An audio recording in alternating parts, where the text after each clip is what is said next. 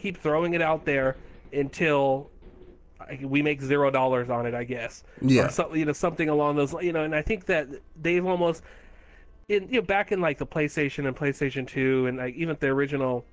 Well, I guess not the Xbox, so that's America and stuff. But like with the PlayStation 1 and 2, I think that like because Sony was barely getting into the market and they're like not the gaming market, so they were kind of like, well, let's do our own thing and like let's see how it goes and like let's make all these games. And by the time you get PS3 and PS4, they've been kind of localized so long. I think they're Hmm. almost adapting ways to where they're like, oh, we're like Capcom, like we're Capcom.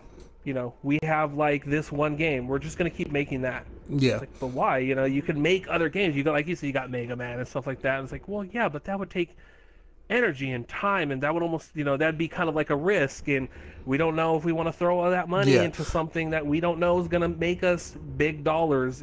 So we'll stick to Resident Evil, even though we've like kept that game going so long, we don't even know what to do with that game. Yeah, We don't that's know the if we want to problem make it is an action game or a horror game. Like we don't know what to do with it, so we're just gonna keep hmm fucking changing it keep every making it thing. and playing it and having people, yeah, people buy it, but at the same time you're not investing people into the game because you're changing it so much. What they have to do is adapt. They have to make all of their popular franchises. They can easily make Resident Evil great again, because for as many people who like, let's say, like the new Resident Evils, but they don't like the older ones, and the people who like the older ones don't like the new ones. They shouldn't. I mean, I always felt that they should do it the same way like they do Call of Duty, or like they should do Call of Duty. Have one year you come out with Resident Evil, and let's say have it be a survival horror game, how it used to be. The next one after that should be, let's say, like Resident Evil 6 for the people who like them like that, and then balance between the two. You have to they have like all of the good franchises, but you can't just sit on it and you can't keep making the same thing over and over and over and over again. You have to adapt and change it as the years go on. You have to, otherwise it becomes stagnant. It'll be like how Call of Duty is, where like right now they're trying to change it because it's been stagnant for so long. I mean, and I guess that's the problem with the whole Japanese mindset, is they don't see that, and it's just sad to say. It's just like they'll run it into the ground losing money before they actually sell it off or change it.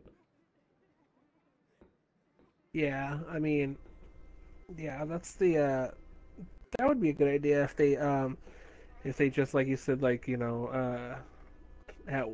next game we're gonna put out is gonna be like what the older fans want, like more horror oriented Resident Evil, and then the next game we put out, or even put out a side for Yeah. a side game. Okay, this one's gonna be more like they did with Metal Gear. They had the that Raiden one, I forgot what it's called, but they didn't even put uh, I think they said they didn't put the Metal Gear name on it. It was just called something different, right? It was No, it was Metal Gear Rising. I think that's what you're talking about. Metal Gear Rising. Yeah, the Yeah, one that okay, had yeah. writing So in they it. kind of like, yeah, they made it in the title to where you knew, okay, this was part of that series, but it's gonna, it's kind of like its own thing because, Yeah. it's different main character. It's more action oriented. Oh yeah, They it, did it to played me. different, but the subtleties of that, it was a Metal Gear game. Like you still had the codex, you still had the same Yeah, kind of sort of dialogue with the characters, but it was just, let's say, an action game rather than a third person shooter kind of sort of stealth action game. It didn't play like a Metal Gear game, but you still had the Metal Gear stuff in it, like the way the menus were set up when you switch weapons. You still had the cardboard box that you can hide in. You had all of that stuff that was in Metal Gear, so it was a part of the same universe. Like yeah. hell, Whichever even if they clean went, it, that was done right. yeah, even if they went in with Resident Evil and was like, okay, look, we don't know what to do anymore. We kind of ran through everything over the past 15 years. Make a new Resident Evil game and just throws away all the story that came before. Do like a reset, a reboot game, where you play as somebody else. I mean, it's just like you don't have to carry over the story. I mean, yeah, that's what people like about it. But at the same time, if you want to give them a new experience, I mean, it's like Call of Duty, where they ran through every major war theater ever. So what do? You have to either swipe it away or make up something and just go on with something else. Do something completely different. do something that nobody has ever seen before with a whole different, story that isn't so convoluted. Street Fighter should do the same, do the same thing. Stop remaking the same thing over and over and over again. Change it up a little bit. Yeah, I think that companies get scared to do that. It's the same thing. I closely tie it into cinema, because movie companies are the exact same way right now.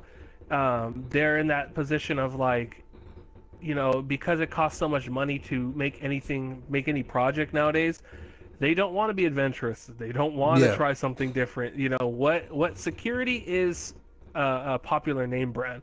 So like that's why you're on like Insidious 3 and like all these things. You're getting 3s instead of new games, because it's it's pretty scary. Like there was even that post where the head guy at Xbox or whatever, I don't follow like nothing with Xbox, but the head guy for Xbox, he praised Bloodborne, because he said like he gave it praise because he was even like like for a new IP, like you guys took that risk to even make something new, and it paid off. Congratulations, because like, and that kind of just hints at that back thing where it's like, nobody wants to make new IPs. It's scary. It costs a lot of money. You don't know if you're going to get that money back. So it's like a huge gamble. And like, so any company that does, of course, they're going to get praise. I mean, well, not always, but I mean, for the most of the time, well, I mean, you got to make a good game. It can't just be a new game. Yeah, like, you can't. You can't just make. With that what's that Wolf game? What's it called? Not game? Wolfenstein. What's it called? That one that's like 4 hours long. Everybody was bitching about. The Order. Oh yeah. That was a new IP. And everybody was super excited about it. Yeah, the problem with that was, I mean, there wasn't no content with it. You had the main story of the game, which was what, 4 or 5 hours, and then you had no multiplayer. You didn't have no collectibles. You didn't have I mean, besides the main story of the game, what are you giving people to play? I mean, if you're making a solo game experience, I'm not saying that you can't do it, but there's a checklist that you got to fill. If you're making a single player game, I mean, your content, if it's a shooter, I would say it has to be at least 6 to 8 hours. Have it be decent enough to where you feel like you're completing something. If you beat it in like an hour or two, it's gonna be like, what did I pay my money for? And you have to. There's no multiplayer, nothing. Yeah, I mean, you have to be competitive with the shooters of the times. Like it has to be like a Gears or a Halo or something along those lines as far as length and substance. Otherwise, people are gonna make fun of your game and talk shit about it. And that's exactly what happened with that. I mean, yeah, that game will probably get a sequel, but it got such bad hype around it that I'm sure a lot of people didn't buy it because of that. I didn't buy it because of that. Me neither. Me neither. I was like, why should I play that game for what? Yeah, I'm like, that game's $60. I mean, if people were talking about beating it in 4 hours, like as a casual playthrough, maybe 5 hours. I'm still like, and a lot of it's cutscene. Yeah, to me, I mean, I have no problem with the whole cutscene thing, but your story has to be good. And from what I hear in that, they didn't explain a lot of the stuff that I was going into. Like I'm a huge fan of werewolves, right? So when I seen that game, I was like, okay, well, wow, this story looks like it might be interesting. But from what I hear about the game, they didn't explain shit. They didn't explain where the werewolves came from. They didn't explain a lot of the heavier story elements that I was interested in. So it's like, okay, well, why should I play it? And play an average shooter. So, it wasn't even like a great shooter. It was like, okay, it's an average shooter that just looks good. I was like, that's not me. No thanks. Yeah, I mean, I understand what they were trying to go for. I understand they were trying to go for that whole mindset of like, our game is visually pleasing. There's probably like not a lot of bugs to it. It's probably really well made. I understand that that's what they were shooting for. A game that's finished. Kind of thing. Like I understand what they're shooting for, but at the same time, your game has to have substance to it. Yeah, it's kind of like you made it while working, and visually pleasing, but I think it's kind of like one of those things where you forgot everything else. Yeah. You can't focus too much on one thing, which was the visuals, and then you kind of forget about everything else, or it takes a back seat. I mean, yeah, it was like they were trying certain something different. Yeah, they were trying something different, but I think, like you said, they forgot certain things. And it was even evident because I remember seeing like a few people's YouTube videos of it where a couple of the boss battles, like you fought this one werewolf, like let's say like, I don't know when, so I'm assuming let's say like halfway in the game, right? You fought him, it was a QTE segment where like he ran towards you, you had to tap one button and you dodged out the way and, you know, shot him one time. You had to do that 3 times and you beat him or something like that, right? You get to the end of the game, it was the same QTE segment. The same exact one with the end boss in the game. Disgusting. Yeah, it was like certain things were just bad, where it was like, why'd you do this? You know, and you. Well, I mean, I don't know. Go ahead. I was gonna say it's just that I think they got caught up with like you said that they were trying to create something visually pleasing, and maybe they thought the hype around their game was gonna sell it. And then when people actually played it, they were like, you know, yeah, it looks good, but it has a lot of these flaws to it. And they weren't big flaws. It was just that when you look at something that's worth $60, people are gonna talk shit if they don't feel like they've accomplished something, or if they don't feel like they've played a significant amount. And that's what I think happened. It was like if that game was like $30, I don't think people would have cared all as much. But the fact that it's the same price as every other game where they're getting their money out of, or they feel like they're getting their money out of it, then that's where the issue comes in. It's the same way with movies. I think the only thing with movies that's really different now, well, that's pushing the envelope right now, is superhero movies, because they've always been around, but they was real shitty back in the day if they made them, and half of the time they didn't. So now they're like the only new thing on the market that Marvel and I think Warner Brothers is actually doing, that's actually improving the genre and trying to make it better because of something new. Everything else is either reboots or romantic comedies, which are kind of sort of new. But yeah, I think props to the I don't know all the companies that are making, like you said, like Warner Bros. And stuff. I mean, props to the people who rebooted these movies, these superhero movies, or even are making new ones. You know, props to them for actually making good stuff. You know, they weren't afraid to kind of like take a chance and actually say, oh, you know what, we are like let's look further into these characters and movies and comic books and all these things. Like, let's look further into it and maybe let's make movies that, like, I don't know, actually make sense, or actually maybe follow a little bit of the universe, instead of just making these like crazy movies that are, you know, like, what? Like, I mean, like, yeah, because a lot of times, props to them for doing that. Yeah, because a lot of times with superhero movies, and it wasn't really until Marvel started doing theirs, because you've had Batman movies for like the past 30 years, you've had Superman movies for the past 30 years, but they've always been like isolated and by themselves. Even I can say the same thing with, let's say, X-Men, the first 3 X-Men movies, the first 3 Spider-Man movies. They've all been like one-off experiences for the most part. It wasn't until Marvel came up and they made Iron Man, Captain America, Thor, and they made all of them leading into the first Avengers movie, and that kind of changed the game, where that made Hollywood think like, oh shit, if we do these right, maybe, you know, like maybe we can get all of that. And that's when you started seeing like, because they're all owned by different companies. Since besides, let's say, Batman and Superman and those two, because they're owned by DC comic books, comic book wise, Marvel owns all the other ones: X-Men, Spider-Man, Iron Man, Captain America, all the rest of them, right? But as far as the movie rights go, Marvel sold a couple of the movie rights before they started making their movies. So Spider-Man is owned by Sony, and Fantastic Four and X-Men is owned by Fox. And Marvel, I think they own everything else. But even when it comes to after the Avengers came out, that's when, like, you know, because the X-Men movie, like a lot of people didn't like, you know, X-Men 3. So then you had what was First Class came out, and then people wasn't really feeling that. It was hit or miss.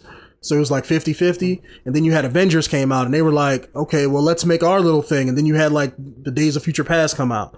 which kind of had all, you know, most of the X-Men in it, and they're sharing the continuity from movie to movie. So they're doing their thing. The Spider-Man was trying to do it, but Sony kept fucking it up. So now they made the deal with Marvel, so where Marvel's helping them out with that. And then and then with the new Fantastic Four movie, they're trying to do the same thing where they want to build a shared continuity. And I think it's all because they all saw that Marvel is doing it and keeping the story that, you know, connected through all the different medias, you know, kind of like how the comic book does. So I think, you know, they really changed the game and showed Hollywood that if you do it right, you can make millions and billions of dollars off of it.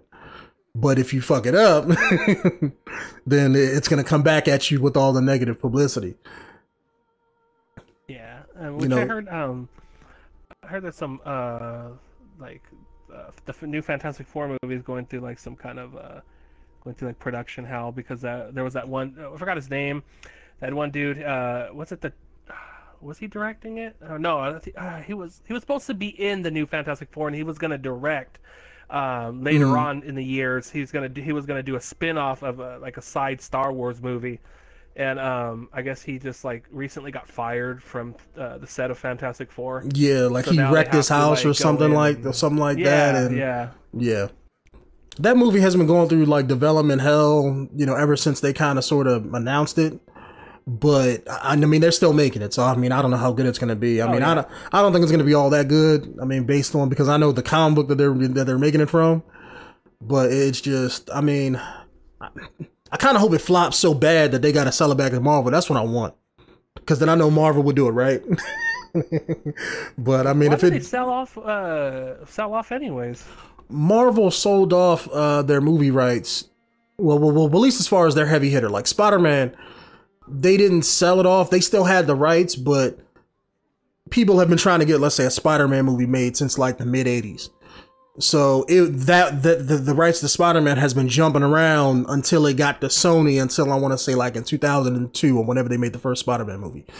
But the rest of them, like the X-Men and things like that, people have wanted to make movies off of them, and Marvel sold the rights to them because in the time, it was before they made Iron Man and before they made their own production studio, and they needed the money.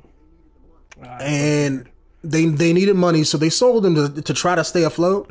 And then they made like Iron Man 1. And they're like, damn. They were teasing the Avengers at the end of the day, but they made like Iron Man 1 and that blew up. You know, and then that allowed them to actually make their other movies like Iron Man 2, Captain America, Thor, and the Avengers and all that. But what really saved them, I would say, it was Iron Man 1, and then Disney bought Marvel. And then Disney, you know, they got a bottomless wallet. So, because they got like that, they got Marvel, they got Star Wars, so everything. So Disney was smart enough that when they bought Marvel, they was like, hold on, you doing your thing with Iron Man in your movies? Yeah, do whatever you want. Go ahead. How much money you need? Right. They didn't touch it. Unlike Sony, where every time they made a Spider-Man movie, Sony has always, you know, been telling directors, hey, look, do this, do that. Don't put this guy in the movie. Put that guy in the movie. It's like too many hands and, you know, too many cooks in the kitchen. And well, it's good though, because so I'm sure Sony learned, because Amazing Spider-Man 2 flopped. They learned heavily. Like after Spider-Man 3, it cost them a lot of money, but people didn't like it. And then you had Amazing Spider-Man, which for lack of a better thing, it was decent. I think that made the money that they wanted it to make. But then you had like Amazing Spider-Man 2, which had way too many villains in it. And the story was kind of mishmashed between everything, because that was kind of going through developmental hell. They were making it, but everybody had all these different ideas and the same thing. They had their hands in it too much. So the end product, you know, people didn't like it. It was just a mess. You know, it was just a mess of a movie, to where they cut out like whole portions of the movie. And, you know, so the end product that you got wasn't as good as it could have been. And I think they learned their lesson. That's why they came to the table, because Marvel came to them, like, I want to say like before they made like Amazing Spider-Man or something like that, and was like, yo, look, we really want Spider-Man to be in our universe. I mean, he's like their Superman. Marvel Superman is like, as far as the image of your company. I was like, yo, look, we want Spider-Man. And they said no. we're not going to give them to you. We're going to do our own thing. And then they kind of flopped with that. So they had to come back to the table and was like, look, what were you saying before? And they was like, it's all good. Let's bring them over. We got two different scripts for Civil War. One with Spider-Man, one without. Let's go. Let's do this. They was already ready. But, well, I mean, at least Sony caved in though. At least they didn't keep their big heads. Yeah, I think it's going to be good. Okay, we tried. I think it's going to be good for the long run with them because they didn't give the character back to Marvel, but basically what they did is they're allowing Marvel to use Spider-Man in their movies, and in addition to that, the guy who does all of the Marvel movies, he's gonna have some kind of input with Sony's Spider-Man movie, like what they're probably going to do is probably exchange ideas and then have, let's say, like, for when they make their Spider-Man movie, he's going to be like, all right, look, we're planning to take Spider-Man in this kind of direction. So you're going to have to at least do this, this, and this, and this, and this. So it's kind of like a multi-contract sort of deal, but I'm glad that they're at least talking. I mean, I really want the people behind Fox and, to start talking with Marvel too, because then I want to see, like, Wolverine and the X-Men and whatnot alongside the Avengers and whatnot. Because in the comic book, it's annoying as hell. Because in the comic book, they all probably have each other on speed dial. But in the in the movies, it's like, they don't know. Like in who's Spider-Man? Like in both the new Avengers movie and the newest X-Men movie, you have Quicksilver in both of them. Magneto's son. It's like, how you gonna have him in both movies, but yet the same character, same powers and everything? But only in one of them he's Magneto's son, and the other one, he's not even a mutant because we can't say that. Makes no sense. Yeah, too many different things going on. I mean, what you would think though if they were smart, like, I guess what kind of Sony's doing.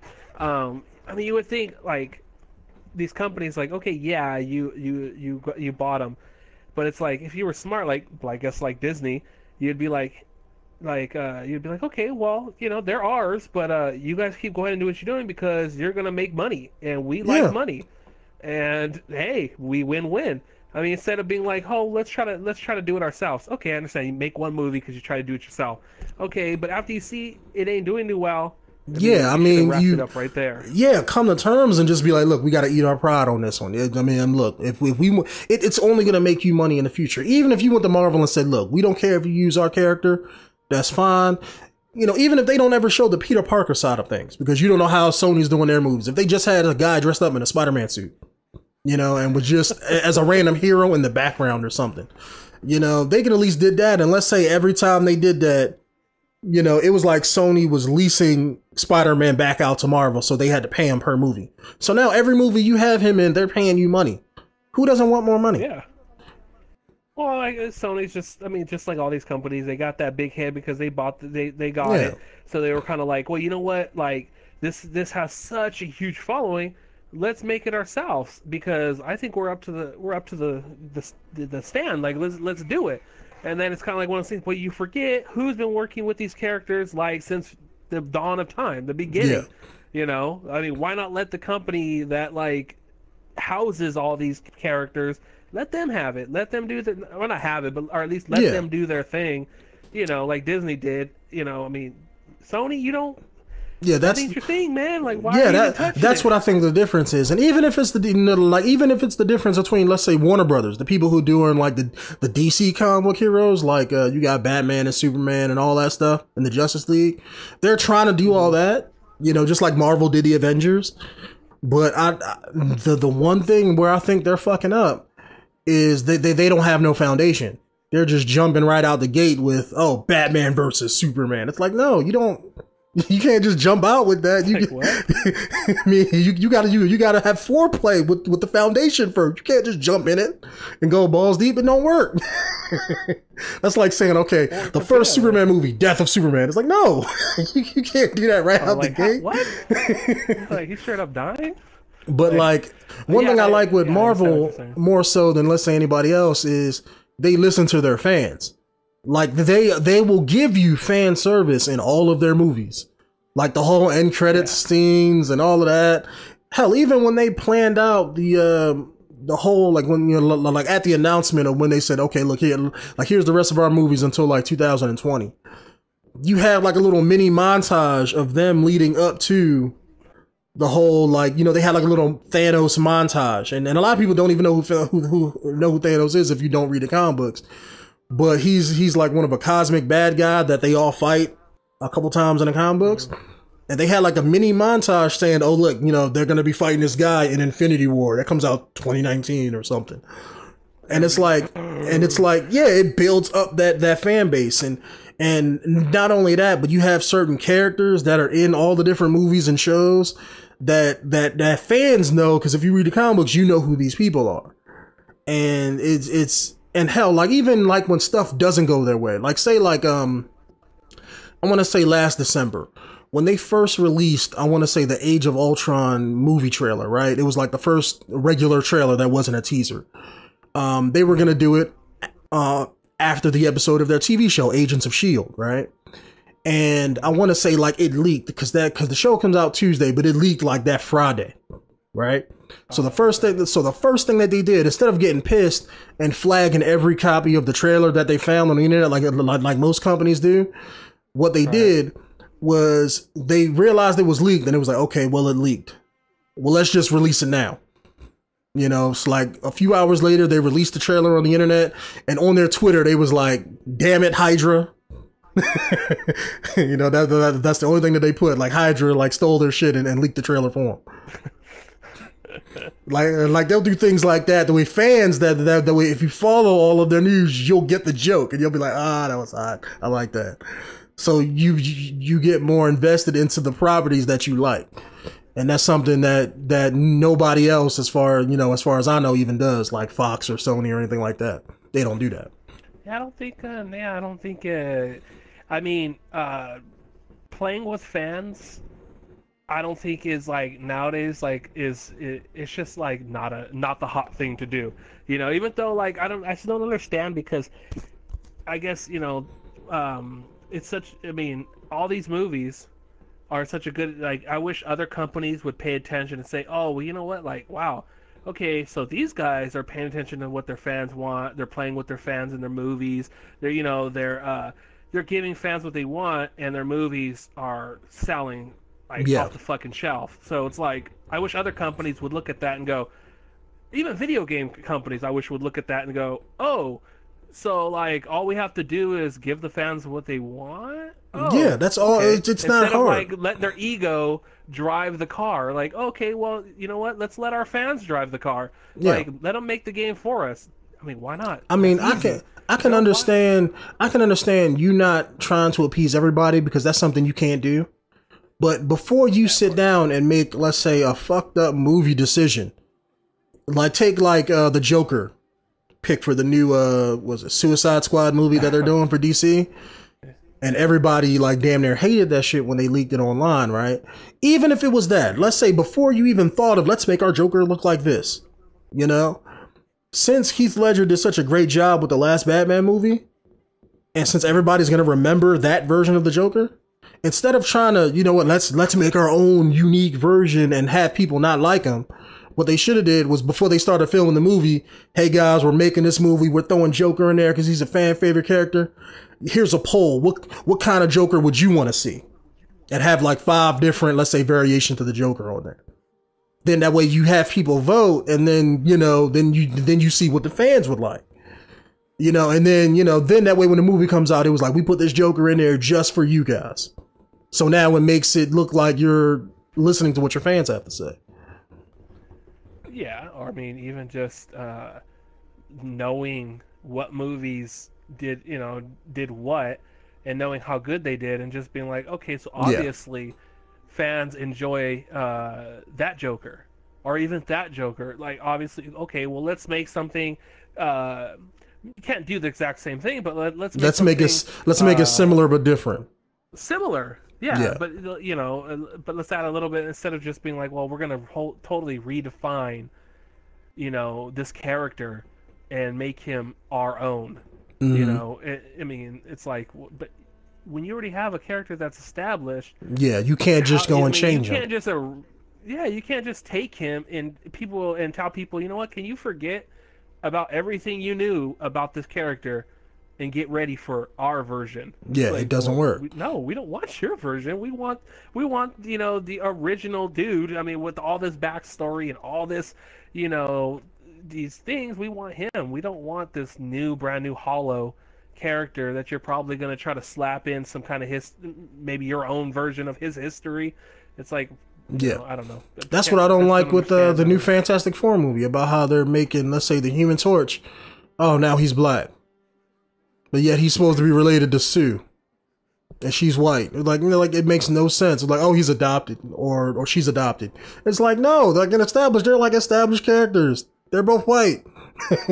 It's like, if you want to make another, like superhero movie, then make your own original superhero movie and don't put Fantastic Four in the title of it.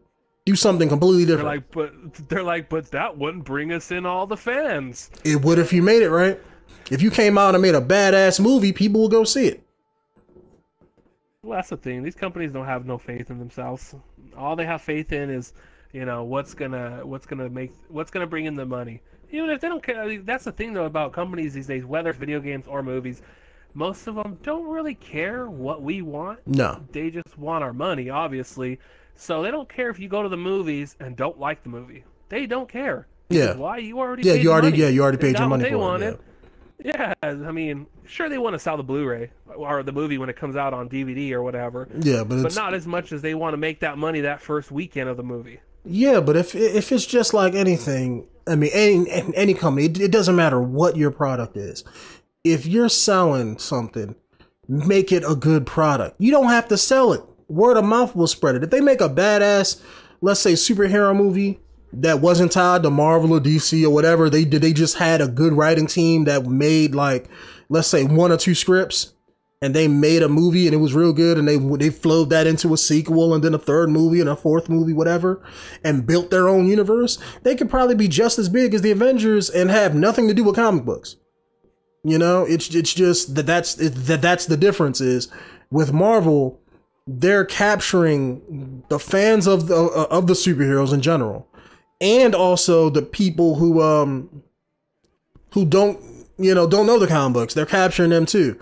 With like women, like women will go see like an Avengers movie or whatever because you got like Robert Downey Jr. and Thor in it.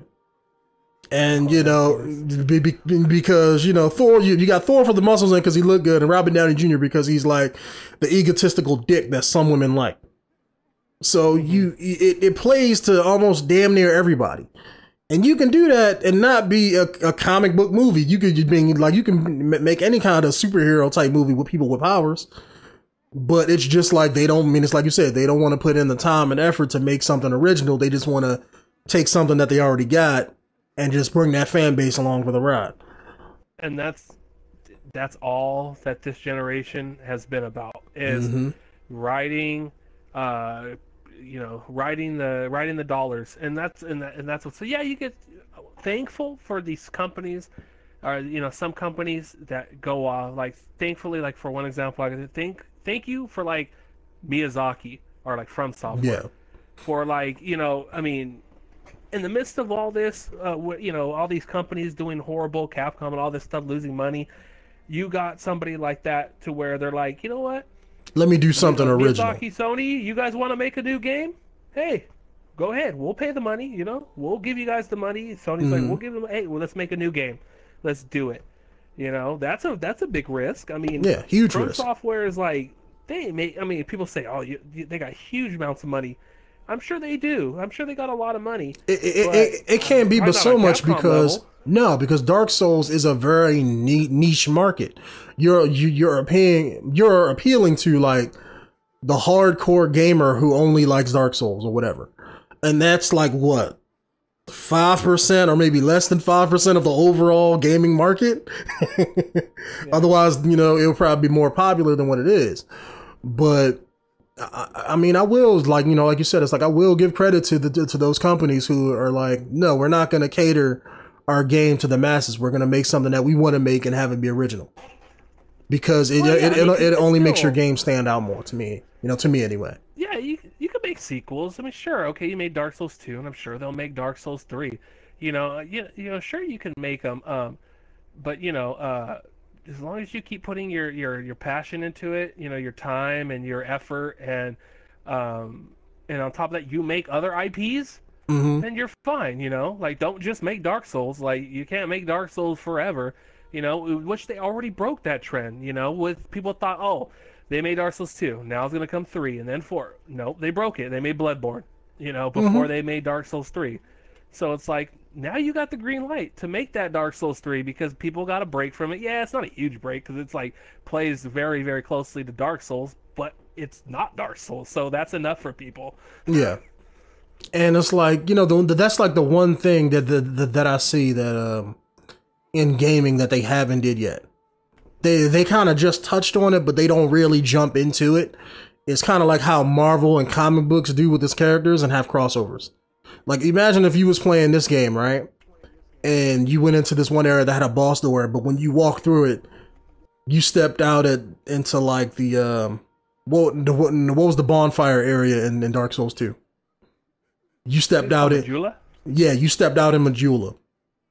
And you had your Bloodborne character with all of your combat dynamics, but let's say you had one or two areas that was in Dark Souls, and you could fight the enemies that was in Dark Souls. Even if you just had one or two areas, not the whole game, just one or two areas.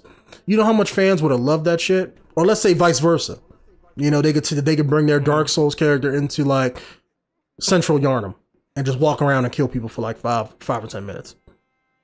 You know, and have those different crossovers like that, where even if it's only within your same franchise, you know, because it's just like the movies where everybody got different rights, but that's like the one area in video games that they haven't really touched yet, is the whole character interaction, you know, between games. Mm-hmm. But that would be pretty badass to do. I think all you guys, I think as far as you guys like patches, Yeah. where like, you know, he's in Dark Souls 1, dicks you over.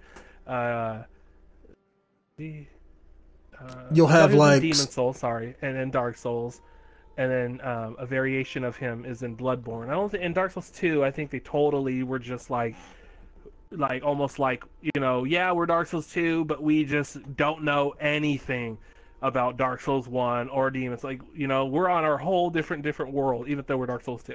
yeah. And it's like, you know, I mean, I guess, but it's kind of like, well, I mean, I don't know. Then I almost feel like then shouldn't you guys have been called something else? Yeah. I mean, like, you know? if it has to tie in some kind of way, and granted, I know stories in the like in the Souls game, you know, have always been extremely vague. But I mean, even if you just have like a character, let's say like a random chance, 1 out of every 30 times you went back to Majula, and instead of the one, I forget her name, but the one chick who leveled you up in Majula, it will be the one lady who leveled you up from Demon Souls. You know, and she had her, you know, like a couple lines of her dialogue, and but then once you left, you know, she was gone until like another 60 times you went back or something like that. So it was like extremely rare. But you know, if you throw in things like that for the fans, that will make the fans of those games be appreciated enough to buy your games, because though, you know, they might want to buy Bloodborne because they want to see what thing that they're going to have that they're going to carry over from Dark Souls into Bloodborne, you know?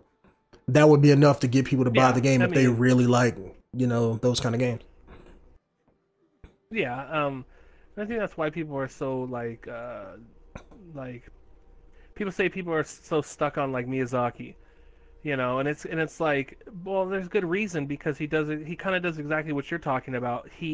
He's about the fans. Like, he gives the fans exactly like what they want. He doesn't try to go off and like you know, pretty much ignore all the fans and say, oh, well, you know what, I'm just gonna pretty much do what I want and just forget about what they want.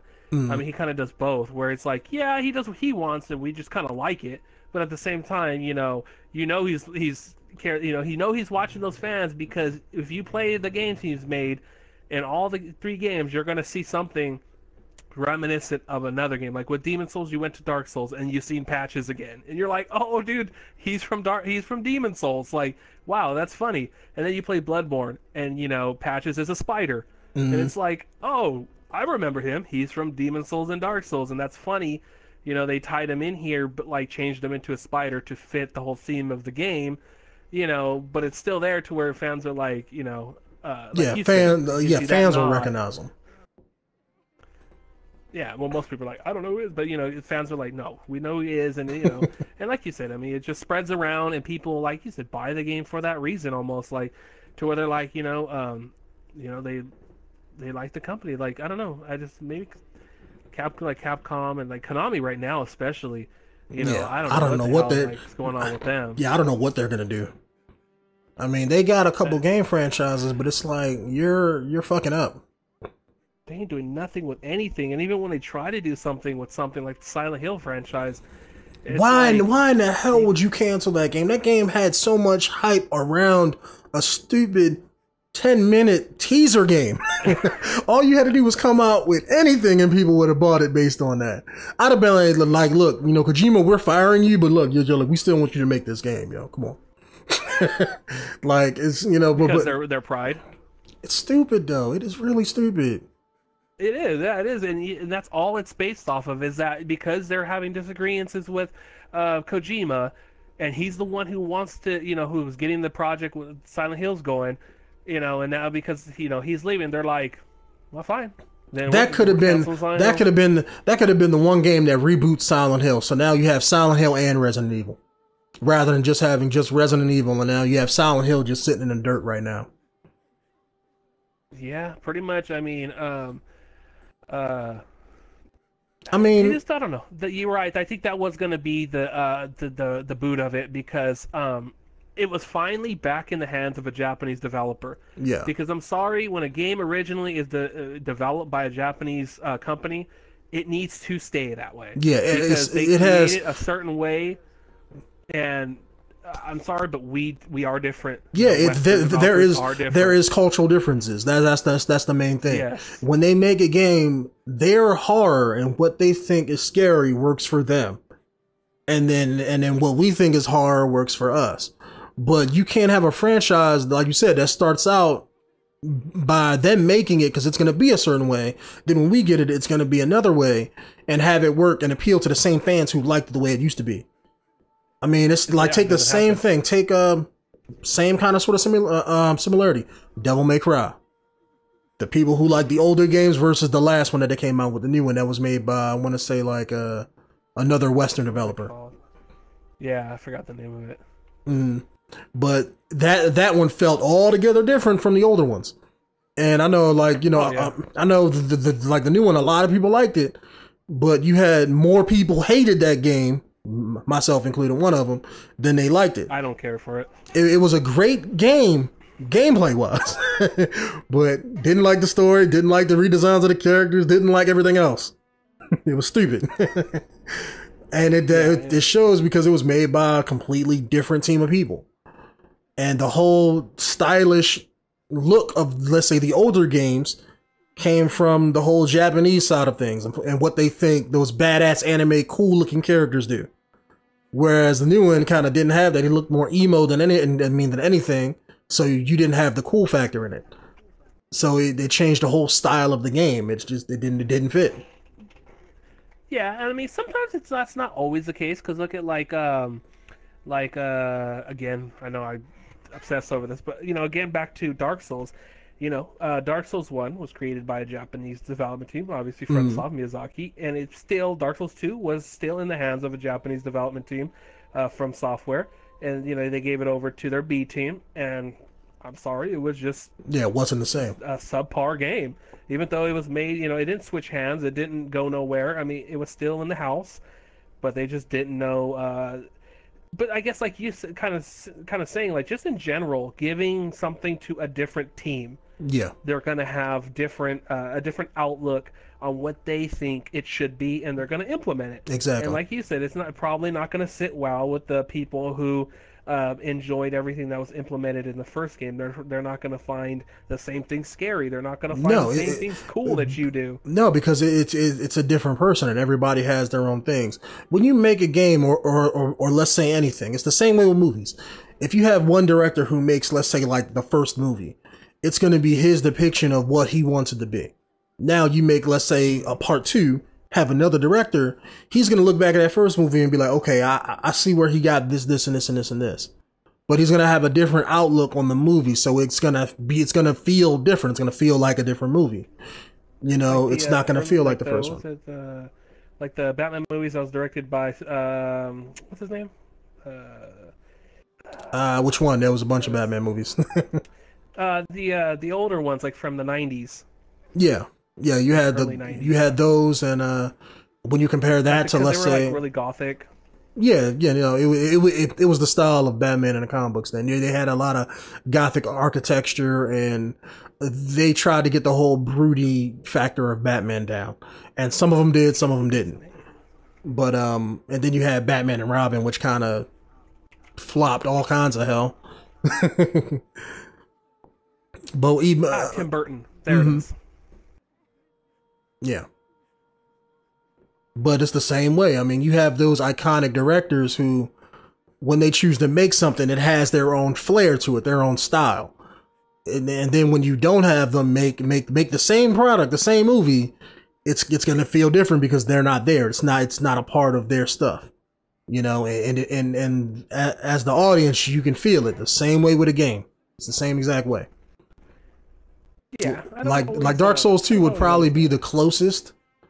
But then again, if you were a fan of the first one and played it and then played part 2, you're gonna be like, this don't feel right. Yeah, which was exactly the case for of course not everybody. Of course, there's new people to the series who first played two and think that Mm-hmm. it's just fine. That they actually think that the first one is the problem, and the second one The is what improvement, yeah. the best result is. But I just don't.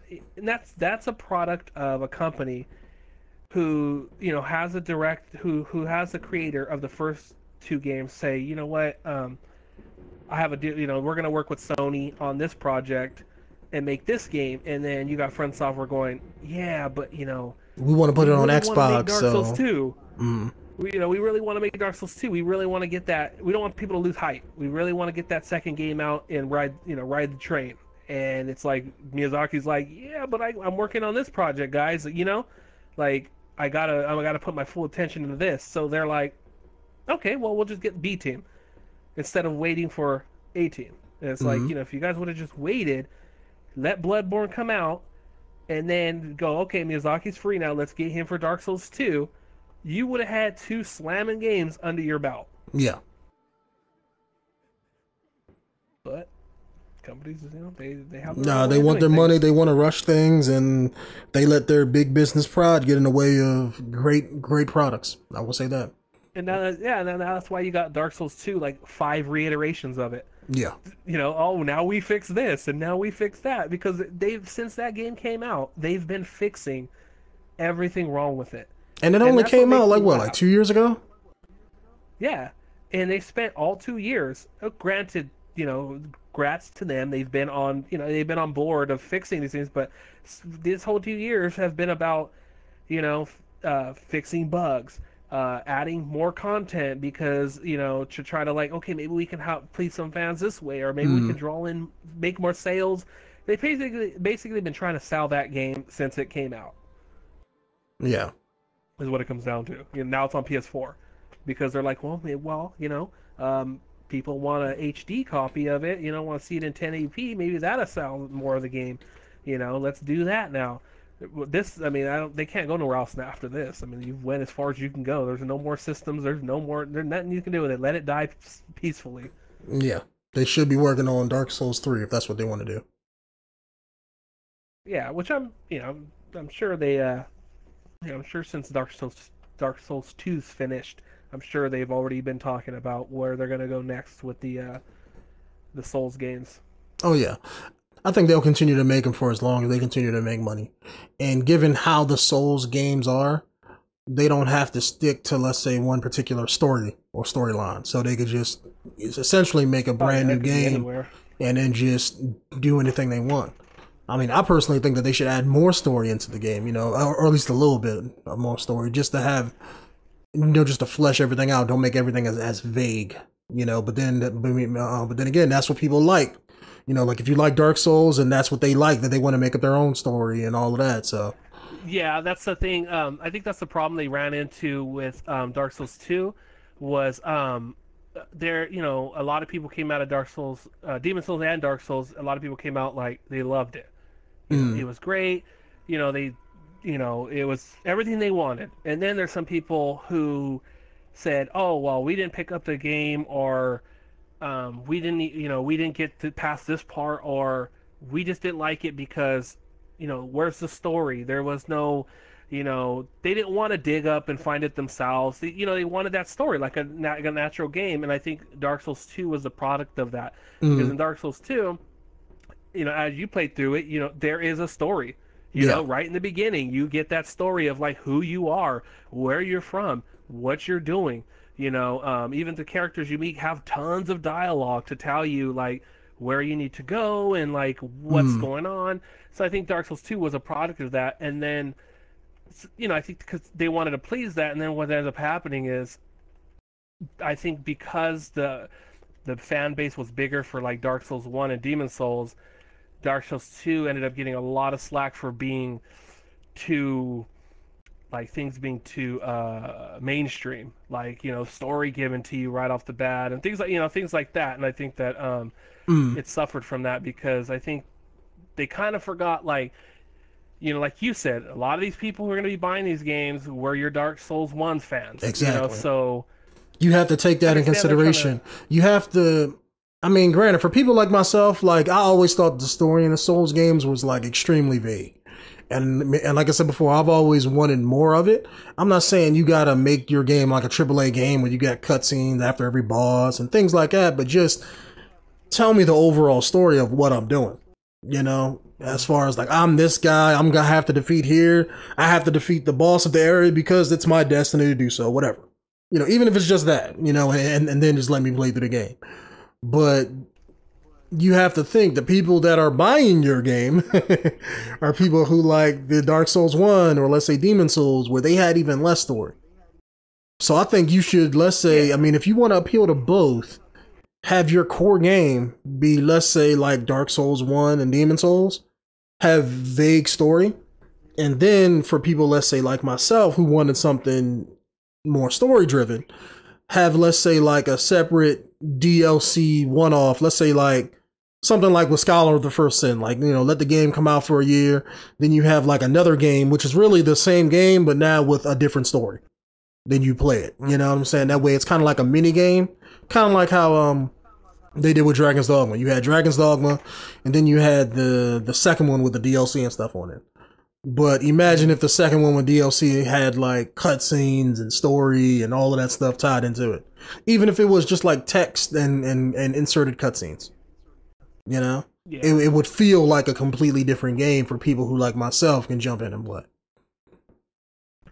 Yeah, I think that's what Dark Souls 2 tried to do. They try to they wanted to bring new fans in, and they know to bring new fans in you have to have a story that's more fleshed out. You have to have you can't have things so hidden. You can't have your game too hard. And I think that's what Dark Souls 2 tried to do, was bring in new fans. But what ultimately happened was it was just all their old fans that came and bought their game. And they did bring in a lot of new fans, but they're not the ones who are sticking around. Who are even going to buy your next game. They're people who pop in, play the game. Yeah. Okay, that was cool. Put it down, move on. And I think Miyazaki kind of knows that, and I think that's why when look at with Bloodborne, it's not catering to. It's very much like Dark Souls again. They didn't try anything different. They didn't try anything crazy. No. He knew hey, I want to make a game for my Dark Souls and Demon Souls fans. I'm not going to try to rope any new people in. I'm not going to try to do anything. Our story's going to be convoluted. It's going to be hidden behind items, and you're going to have to think same thing like with Demon Souls. So he's that's his whole thought, is just kind of if it sells, it sells. Cool. But one thing I think Bloodborne does well is you have a lot of story there. It's just the one thing I like about Bloodborne, that maybe because I didn't get that far into Demon Souls, so I didn't see it. The game gives you a premise. However, as you play through the game, you will figure out what that premise is. It doesn't tell you the whole story, but you get just enough where you can piece together what's going on.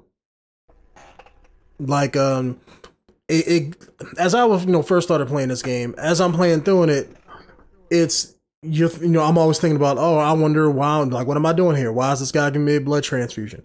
Then as you go out in the central Yharnam, you find out that the town is going out killing beasts and stuff like that, and it's the blood that's causing all of this or whatever. So you're piecing together what's going on as you play through the game, as you're seeing and experiencing the game as you play it. And I think they did it better in, let's say, Bloodborne than they did in Demon Souls and Dark Souls to me. But I didn't play all the way through both of those games, so my perspective's going to be different. With Dark Souls, there just wasn't much of one.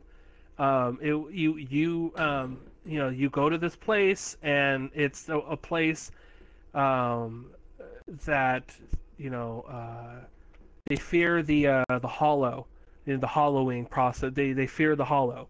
So basically, they crowd all the undead to one place and lock them away, which is where you start out. And every so often, a special undead is chosen who can break. I think it's like break the curse or something like that. And you're that special one, and that's your story. Like there's not much more to it.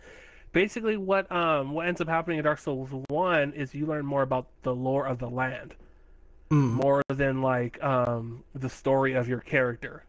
It's more like learning about where you're at, not why, but where you're at, what used to happen here, what has happened here. More about like the world around you versus you. Yeah, that's where I think Dark Souls 2 was. That was more about you than, let's say, everything else. Definitely, yeah. Dark Souls 2 definitely was about your story. Yeah. Not about nothing else. It was all about you.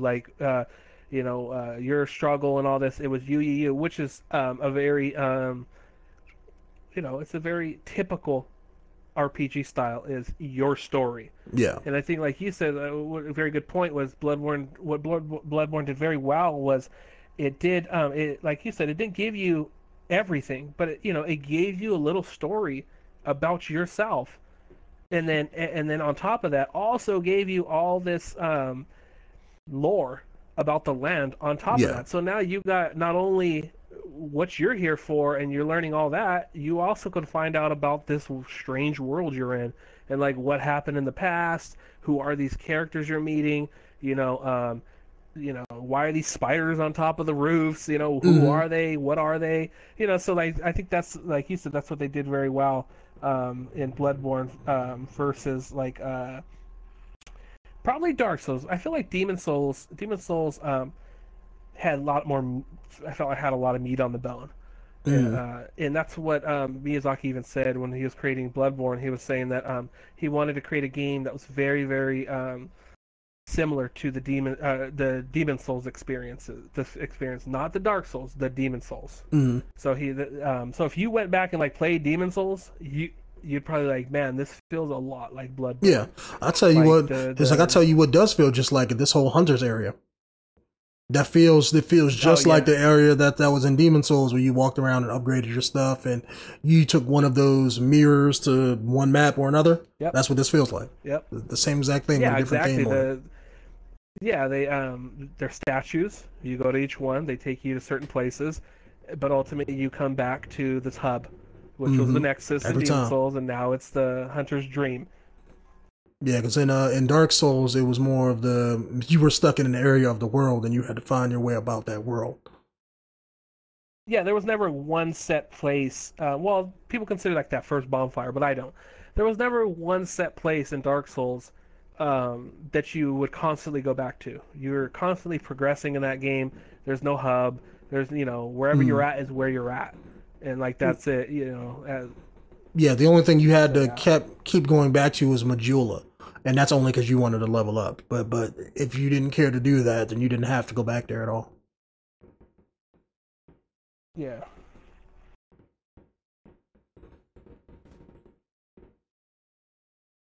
Yeah, that's basically how I feel about all that stuff. Yeah, me too. We've been rambling on for over an hour. I know. Huh? Well, that's what happens though when you actually get to talk to somebody who has the same interests as you.